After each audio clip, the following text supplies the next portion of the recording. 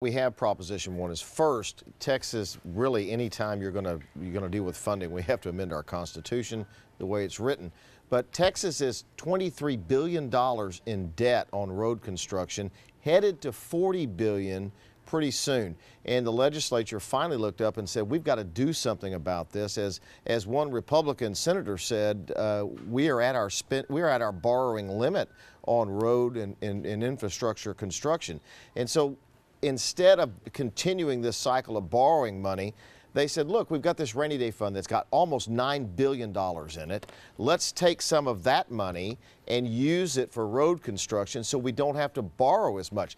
This doesn't solve the problem of the debt growing for roads, Jackie, but it does take about a little over $1 billion a year from the rainy day fund, and it doesn't deplete the rainy day fund. No. It takes $1.7 billion is what they're estimating it's going to take from this one cycle, because every legislative session they're going to review it and see how much they will take. It takes $5 billion just to maintain our current system.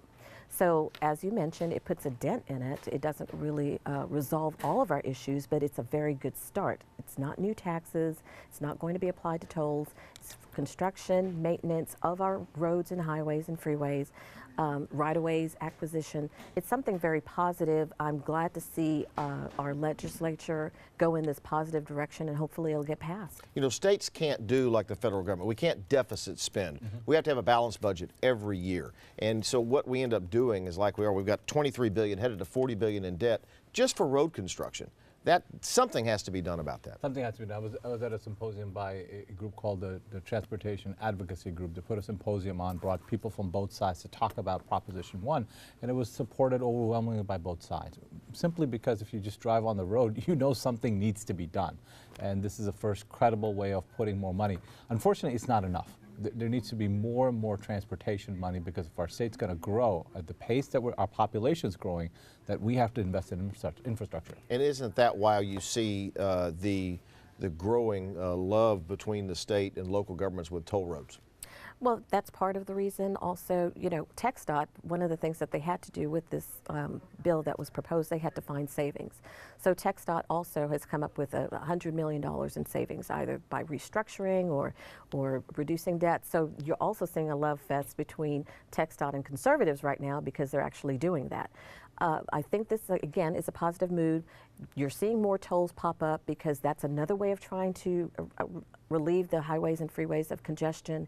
And hopefully, once this is very successful, we will see even more dollars going the way. All right, let me go to Sally. She's monitoring our social media. Yeah, we asked our viewers this morning, where is the worst place to drive in Houston? As you can imagine, there are so many of them. Sean, though, he says 610 West in the Galleria. So glad I hardly ever have to drive over there. As far as I know, guys, the money is not going to be, we don't know yet what projects the money would go toward, right? What specific projects? Well, if you ask the viewers what's the worst roadway in Texas, they're going to say the one I'm on. Right.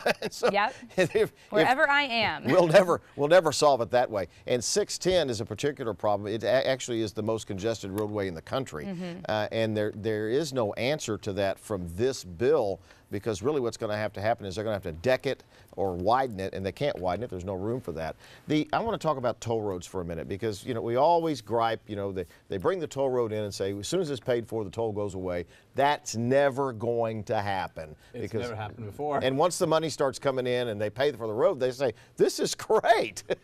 Look, toll roads should be part of the solution, and it should be a small part, not a big part. But the larger issue is that we're not investing enough in our state in transportation, in education, and a number of things we need, because our population is growing, but we're not doing anything to accommodate that population, and all of this infrastructure is degrading over the years. And I want to answer Sally's question specifically. Once that bill is approved, it goes to our Metropolitan Planning Organization. I sat on that board with Judge Emmett.